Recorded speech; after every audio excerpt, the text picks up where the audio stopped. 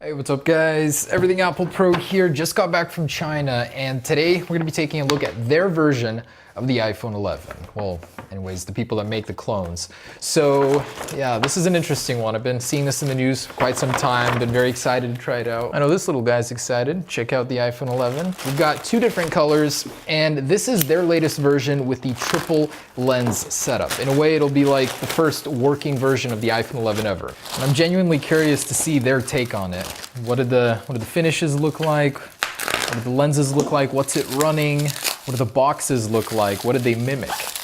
And last we heard from them, the Goophone XS Max. This is the same company that's been making iPhone clones for what, 10, 12, 13 years already? I mean, all the way back to the original one over here, the first iPhone clone. So they've come a long way. And let's check out that packaging. Oh, so they decided to mimic the iPhone XS Max. But over here it does say the iPhone 11 Gold, 256 gigabytes, very cool, and the space gray variant. I'm a little disappointed that they didn't actually try and put some unique wallpapers, but I get it. It's riskier for them. More people recognize this as an iPhone XS. And before I even get into this, I want to ask a question. Who actually buys these? To use, to rip off? Like, what are these made for nowadays? I genuinely do not know. They keep releasing them every single year. Why? People like me to review them on camera. Pretty easy to tell that it's not OEM. Text is different, it's grayer. It does say the same things though.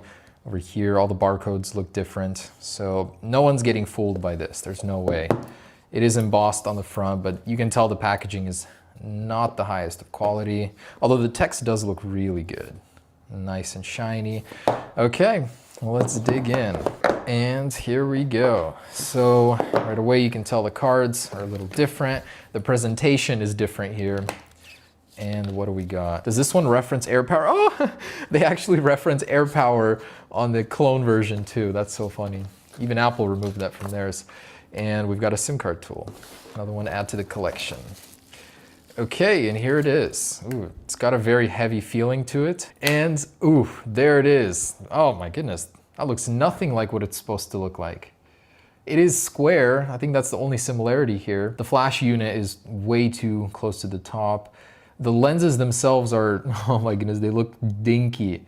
That does not look right in any sense. So I think these two down here are fake. That one is the only one that's actually real. But the color looks good. Like, it looks really close to the real deal. Actually very close. I'm very surprised. The front looks good.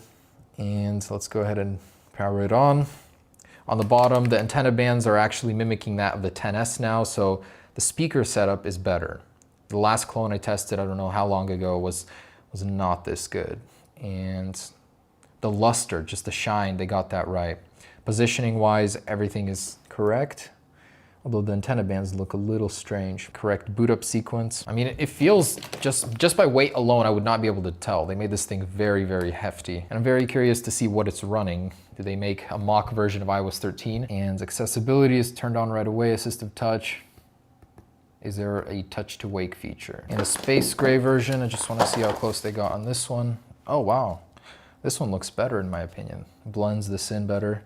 So that lens is not what it's going to be like. On the official version, it's going to be a very slight run-up, and it'll be a larger lens with individual lenses much larger. And those are going to protrude outside of the glass. So what they got wrong here is that this is not body colored. This piece of glass is going to rise up and be body colored in here.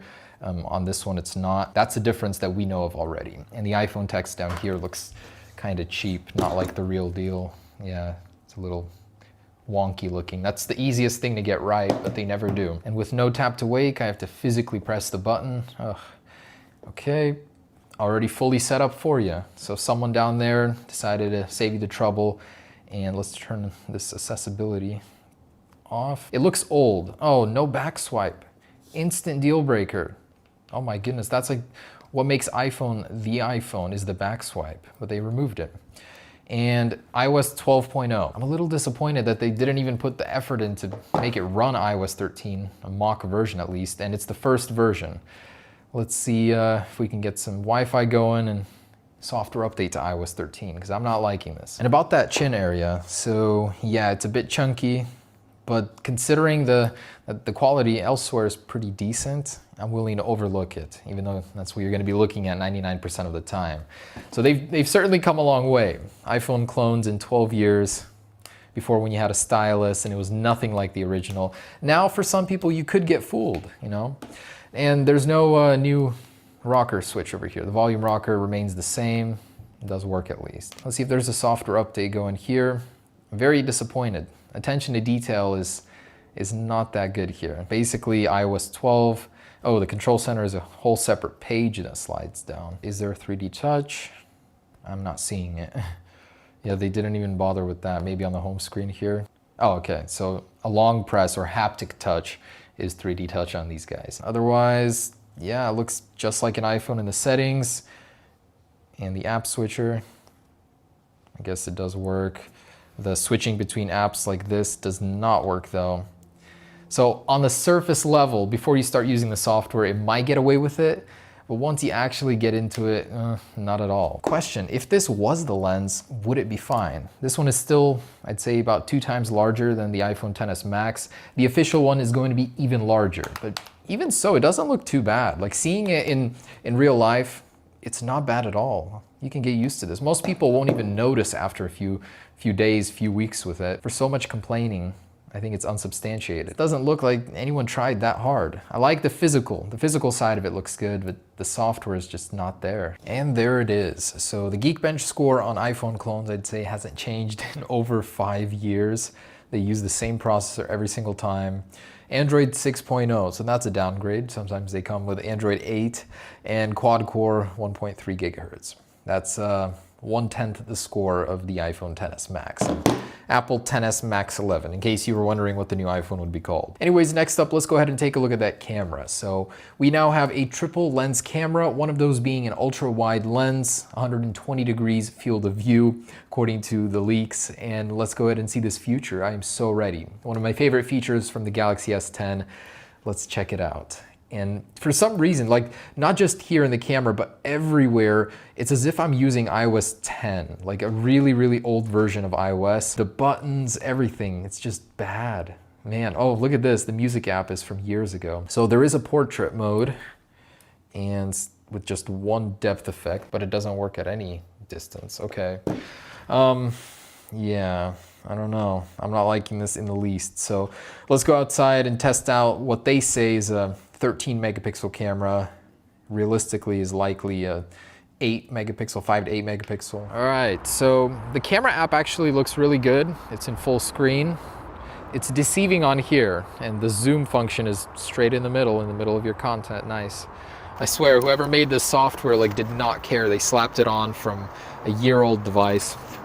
But man, I am ready for the camera quality that'll come with the inevitable real triple lens camera. Over here, I think very clearly it is fake, these two bottom ones. So from what I saw online, you're stuck with an 8 megapixel shooter. As for the front facing camera, we have a 2 megapixel shooter. Terrible. Other dimensional. Don't buy this expecting to be taking anything notable with it. It has a camera. It's terrible, but it's there. So the world isn't ready yet for the triple lens camera. I'll be sharing that with you guys once it's out. We have 2 months to go. As having seen this design for months and rendering it and all, you know, I really hope that it looks a little bit better than this. But even so, if they did mimic the iPhone XS style of the lens, I think it would work pretty well. Like, I like it. I would definitely rock it and will be here in a matter of months. I'm very disappointed that they took so much time to make the hardware good on this clone, but the software doesn't match at all. Hey, it was nice to at least see it and kind of get an early look at the iPhone 11. Wireless charging. So on the deceased AirPower, regular one works. It's supposed to have it. I'm not getting that to activate. So wireless charging is not working for me, and when it's on the pad, it's activating a bunch of apps. That's very strange. The phantom wireless charge, the phantom touch of AirPower. Okay, and here I was thinking I'd be charging my AirPods 2 on the back of my iPhone 11. Not so, not yet anyways. The last thing I wanted to show you is Face ID. So they have their own version of it. Let's add my face. It looks nothing like the interface, and I guess you just stare at it. You don't even tilt your head.